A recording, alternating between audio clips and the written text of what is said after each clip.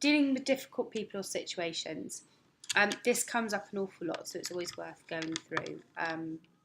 Whether you're somebody who drinks at home and you've got flatmates or a partner or a close friend or even children that drink at home with you, or whether you've got friends who you go out with regularly, what you actually need is their support, and it's often very hard to ask for.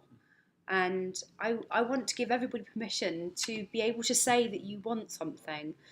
I'm pretty sure if your mate said to you that they need some help doing something, you'll jump at the chance, because we all like to help our mates. It makes us feel good.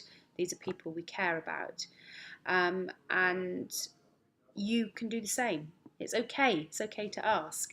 So do say to somebody, I am giving up drinking for the month. I think if you could help me, that would be great. If you could help me in these ways, it would be wonderful. And the more specific you can be with people, like, don't bully me to have a drink, or help me find something new to drink when we have dinner. If you can give them some very practical steps to help you, and use the word I, not only does it make sure you send out the signal that you're not expecting them to do the same as you, but that you're asking them to help you. It's a really good non-defensive, non-threatening language, and it very firmly puts this into the realm of you and what you need and what you feel. And it's quite possible, depending on which part of the year it's in, but that your friends have got goals too. And so it's really good to offer mutual support. Well, I'm giving up drinking for the month, but what's your goal? Have you got a goal, Lucy? Not really. Oh, it's not a good friend to have some mutual support with. But somebody else may be going on a diet, somebody else may be taking up running. You could ask them how they can help you in return. Maybe a quick call every morning, a quick conversation. How did your running go? How did your not drinking go? Would be a good way to encourage each other. It's a mutual exchange.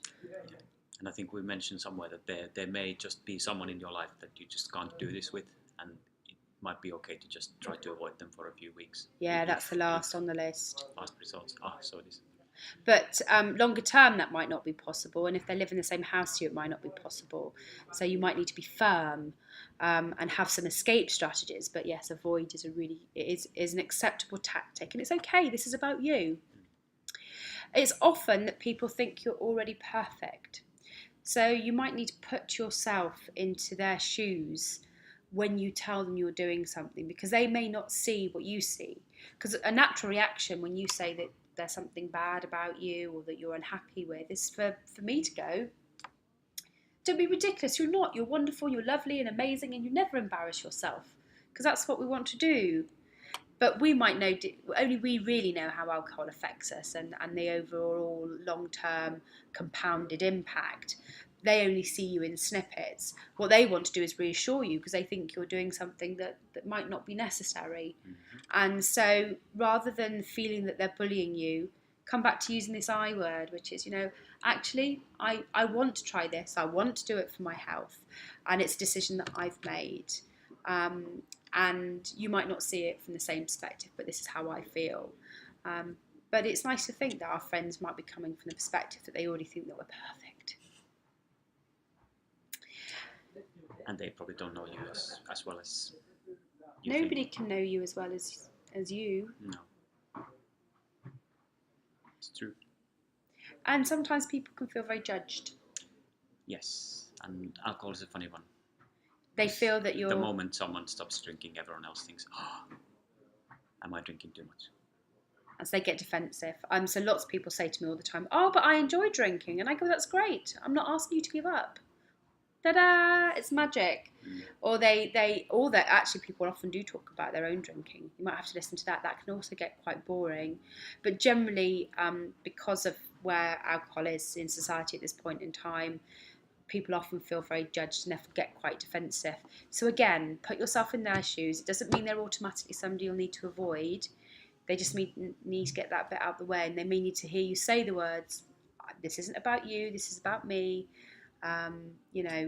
If you want to carry on drinking, that's fine. I'm not going to look at you like some school mom if you've got a half pint of cider and I'm here with just a lime and soda, but I do expect you to buy the round. That's the bit that you need to add at the end. Yeah, because you're a cheap round, lime and soda. So, so again, let them, if they feel judged, reassure them, and just recognise where they're coming from. You also don't have to share. So we talked about little white lies, and if you're comfortable with little white lies and saying, well, I've got deliveries coming, or I've got antibiotics or whatever, that's absolutely fine. This is your life, and you share as much as you want to. And yeah, I think the best advice is to think of something that you'll be happy saying. So some people feel really awkward about lies, like the antibiotics, but I don't think I could use that personally. But Why not? that just feels wrong. Oh. Because then someone would ask, "Oh, what's wrong with you?" And I'd say, "Oh, I don't know." And then they go, those doctors keep prescribing antibiotics and they shouldn't do it. You don't look True. ill to me. Yeah, it So has to be something you're comfortable with. Yeah, my line was always, "Well, I'm not drinking tonight." It's a good line. I think that was cryptic enough for people not to ask any further questions, really. It's a good one. Simple and effective.